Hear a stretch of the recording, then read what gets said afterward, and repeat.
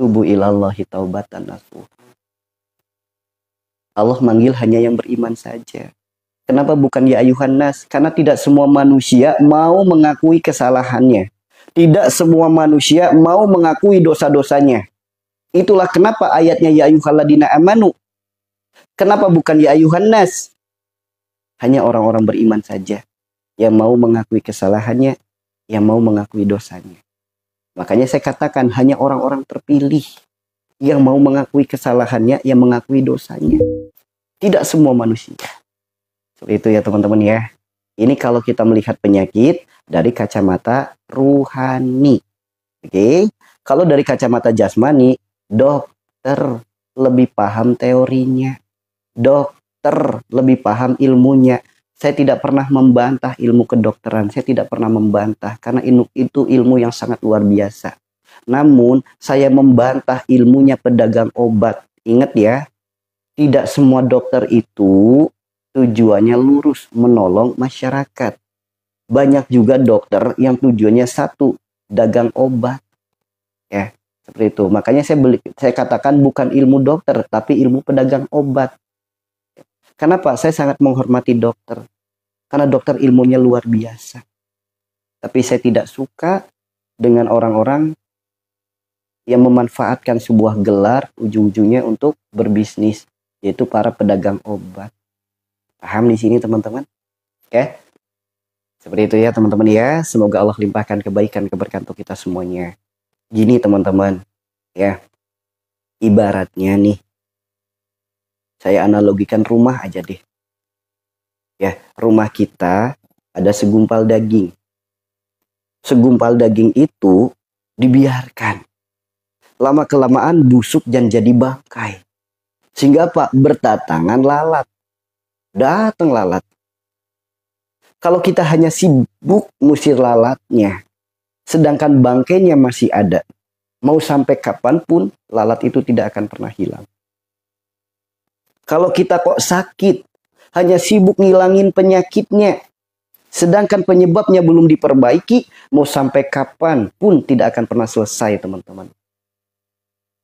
Meskipun di dalam rumah kita ada bangkai, kemudian kita rajin gemar menolong orang, kita rajin gemar berbagi, kita rajin gemar bersodakoh. Tapi bangkai di dalam rumah, gak pernah diurus, gak pernah dibuang, lalat akan tetap datang. Lalatnya akan tetap datang. Paham di sini? Jadi tugas kita bukan ngusir lalatnya. Tugas kita ambil bangkainya, kubur bangkainya, bersihkan bekasnya, wangikan bekasnya. Tanpa kita suruh pergi lalat itu akan pergi dengan sendirinya atas izin Allah. Paham di sini? Ini analogika yang sangat mudah, teman-teman. Coba bayangkan di rumah ada bangkai, otomatis akan datang lalat. Kalau kita hanya sibuk ngusir lalatnya, bangkainya masih ada, mau sampai kapan pun lalat itu akan tetap datang lagi, datang lagi, datang lagi. Ada orang putus asa, panggil orang pinter. Tolong dong, rumah saya dipagerin. Soalnya banyak lalat pada masuk. Rumahnya dipagerin, jendelanya dipasangin ijazah, pintunya dipasangin apa segala macam. Katanya ada orang yang bisa magerin rumah katanya. Dipager rapet kayak gimana? Kalau di dalam rumahnya masih ada bangkai, tetap aja lalat masih bisa masuk. Dipager di pintu masih ada jendela. Dipager di jendela masih ada celah genteng. Tetap aja bisa masuk. Kemudian kita minta tolong lagi kepada orang yang katanya lebih sakti lagi ilmunya. Akhirnya rumah kita dipagerin 7 lapis beton. Serapet apapun pagar, jika di dalam rumah masih ada bangkai, boleh jadi lalat itu nggak bisa masuk. Namun muncul penyakit baru dari bangkainya, yaitu belatung. Inilah kemusyrikan. Seakan-akan penyakit kita sembuh. Justru akan muncul penyakit yang lebih berbahaya lagi dari lalat, yaitu belatung. Yang akan menggerogoti jasad kita, sehingga akan muncul kanker, tumor, dan lain sebagainya. Ini teman-teman. Paham di sini? Paham? Ya, paham di sini? Coba kita renungkan lagi. Kita punya rumah. Ya, kita punya rumah. Atap kita rusak. Atap kita rusak. Ya, kemudian bocor. Kalau kita hanya sibuk cari ember, sibuk cari baskom, Mau sampai kapanpun kita cari ember dan baskom, bocor itu tidak akan sembuh. Cari baskom ini, ternyata baskomnya masih luber. Cari ember ini, ternyata masih penuh. Mau sampai kapanpun, kalau kita hanya sibuk cari ember, sibuk cari baskom, mau sampai kapanpun, bocor itu tidak akan pernah sembuh. Begitupun kita. Kalau kita hanya sibuk berobat, hanya sibuk ikhtiar, hanya sibuk cari obat, sedangkan penyebabnya belum diperbaiki, mau sampai kapan pun gak akan sembuh. Kalau bicara penyebab, ada yang menjawab nih, ada yang ngasih jawaban. Kata pedagang obat, penyebab penyakit gara-gara makanan.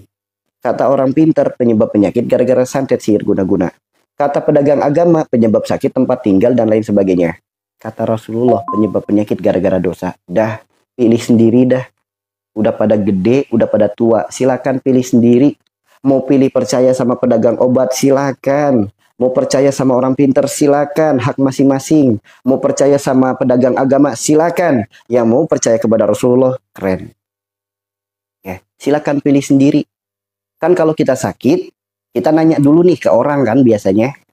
Nanya ke pedagang obat, sakit gara-gara apa? Kata pedagang obat, gara-gara makanan. Kita nanya ke pedagang agama, sakit gara-gara apa? Katanya dari tempat tinggal, dan lain sebagainya. Dan kita tanya lagi kepada orang pinter, sakit dari santet sihir guna-guna. Kita tanya kepada Rasulullah, sakit gara-gara apa? Gara-gara dosa. Mau pilih yang mana? Jawaban masing-masing. Udah pada gede, udah pada tua, udah bisa milih masing-masing. Yang mau lebih percaya kepada pedagang obat, silakan, itu hak Anda. Yang mau percaya kepada pedagang agama, itu silakan, itu hak Anda. Yang mau percaya kata orang pinter, silakan, itu hak Anda. Yang mau percaya sabda Rasulullah, itulah keimanan Anda. Ya, pilihan masing-masing, tidak perlu diperdebatkan, tidak perlu dijadikan permusuhan. Silakan, kalau Anda mau percaya kata pedagang obat, silakan, itu hak Anda. Kata Anda mau percaya dengan kata orang pintar, silakan, itu hak Anda.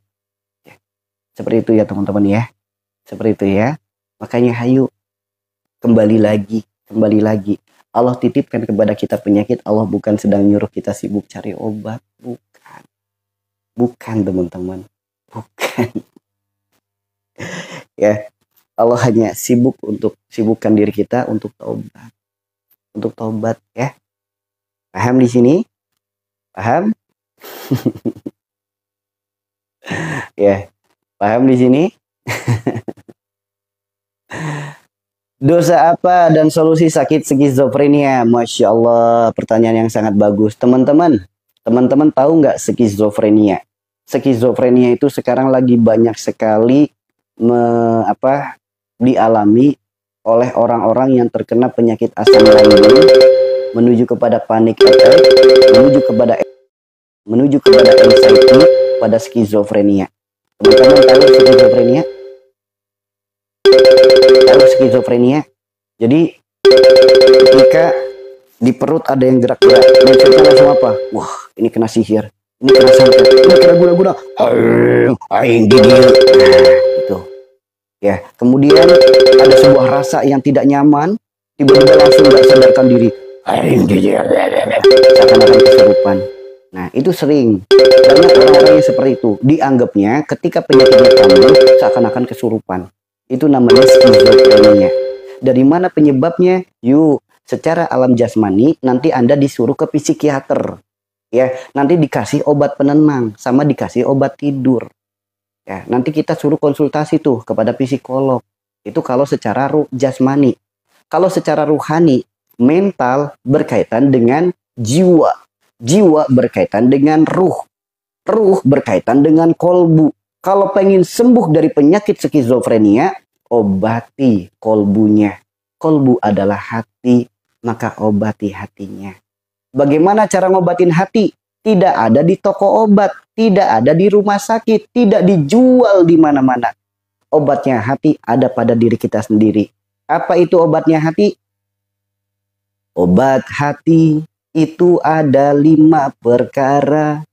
Yang pertama baca Quran dan maknanya. Yang kedua sholat malam dirikanlah. Yang ketiga berkumpul dengan orang-orang soleh. Yang keempat puasa. Yang kelima banyak zikir dan sholawat. Kelima-limanya kerjakan. Istiqomahkan karena Allah dan untuk Allah. Sembuh nanti. Sembuh. Dijamin sembuh. Yang menjamin sembuh bukan saya. Silakan teman-teman buka Al-Quran surat Yunus ayat 57. Itu jaminannya teman-teman. Allah berfirman, ya ayuhan nas. Nih, kenapa bukan ya ayuhaladina amanu? Kenapa ya ayuhan nas? Karena Al-Quran itu bukan hanya obat untuk orang beriman saja. Seluruh manusia. Makanya Allah berfirman, ya ayuhan nas, qad ja'atkum mau'idhatum min rabbikum wa syifaa'un lima fis sudur wa huda wa rahmatul lil mu'minin. Hai manusia, mau nggak aku kasih tahu obat segala penyakit dalam tubuhmu, dalam hatimu, dalam dadamu, dalam kehidupanmu, dalam penghidupanmu, segala obat, segala masalah dalam hidupmu. Mau nggak aku kasih tahu? Dijamin sembuh. Apa ya Allah? Al-Quran. Allah sendiri yang berfirman, silakan buka Al-Quran surat Yunus ayat 57. Ya, jadi obatnya yang terbaik, yang pertama rajin baca Al-Quran. Rajin. Yang kedua, rajin sholat malamnya. Sing rajin. Yang ketiga, rajin berkumpul dengan orang soleh. Sering datang ke taklim, datang pengajian, sering ikut sering berjamaah. Kalau laki-laki, jamaah. Yang keempat, puasa. Rajin puasa. Yang kelima, banyak zikir dan sholawat. Ya. Namun kelima-limanya, orang skizofrenia itu takut. Orang skizofrenia, kelima-limanya takut. Baru kalau Karani.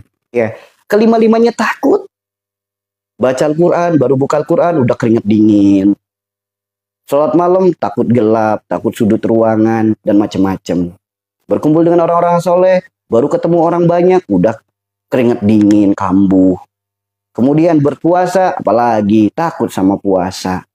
Takut asam lambungnya kambuh, dan lain sebagainya. Yang kelima, banyak zikir dan sholawat, justru kebalikannya. Bukannya hidup banyakin zikir, malah kebanyakan mikir. Apa-apa dipikir, apa-apa prasangka buruk. Malam-malam dengar suara burung, dianggapnya ini tanda aku mau mati. Tuh. Dengar suara ambulan, takutnya nggak karuan. Apa aja prasangka buruk. Tuh teman-teman. Apa aja dipikir. Nanti kalau saya mati, anak saya gimana? Apa aja dipikir. Itu obatnya, itu penyakit mental secara medis, secara jasmani. Itu penyakit rohani. Itu penyakitnya hati, maka obati hatinya. Seperti itu ya teman-teman ya. Seperti itu. Ini kalau kita melihat penyakit dari kacamata rohani teman-teman. Ya, dari kacamata rohani. Dosa dan kesalahan apa bila orang bau mulut dan gigi sering sakit, keropos? Tolong jelaskan. Bau mulut, gigi sering sakit secara jasmani boleh jadi adanya diabetes. Ya, secara jasmani nih. Boleh jadi adanya penyakit diabetes. Itu kalau secara jasmaninya. Kalau secara ruhani, lihat. Mulut disebutnya wilayah Nabi Khidir. Dalam Al-Quran, lihat kisah Nabi Khidir. Dari zaman Nabi Musa sampai detik ini. Banyak nggak orang yang pernah mengaku berjumpa Nabi Khidir? Banyak. Sebagian di antara mereka benar. Sebagian di antara mereka dusta. Ini teman-teman. Perkara dusta. Sampaikanlah yang hak itu hak, yang batil itu batil. Jika memang tidak sesuai, jangan disampaikan. Sampaikan hanya yang baik-baik saja. Kalau kita tidak bisa menyampaikan yang baik, diam itu jauh lebih baik. Tuh teman-teman, ya, diam itu jauh lebih baik. Makanya hayu mohon ampun kepada Allah. Ya Allah, hamba mohon ampunanmu ya Allah. Ampuni segala dosa lisan ini. Ampuni segala dosa ucapan ini.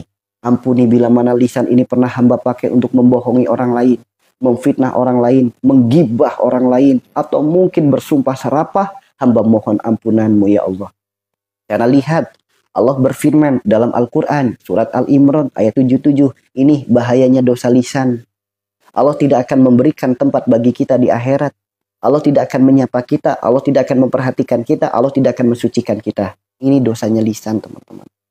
Makanya Pak, ketika kita wudhu, kenapa kita berkumur-kumur? Bukan hanya ngebersihin selilit dan kotoran mulut, bukan. Yuk, lahirkan rasa. Siram mulut kita dengan kesucian dari dosa-dosa lisan kita. Maka kalau lagi berkumur-kumur sambil istighfar, ampuni dosa lisan hamba ya Allah. Ampuni dosa perkataan hamba, ampuni dosa ucapan hamba, ampuni bila mana lisan ini pernah hamba pakai untuk menggores luka hati orang lain. Maka wudhu aja bisa nangis. Kalau melahirkan kesadaran. Ya, kalau wudhu jangan kumur-kumur. Sambil istighfar, ingat-ingat dengan dosa ucapannya, dengan kebohongannya, dengan fitnahnya, dengan gibahnya, dengan sumpah serapahnya. Ingat-ingat kembali. So, dengan kesadaran akan kesalahan, itulah pintu kesembuhan. Barokallah Kak Susan, barokallah. Seperti itu ya teman-teman ya. Seperti itu ya. Ya, seperti itu.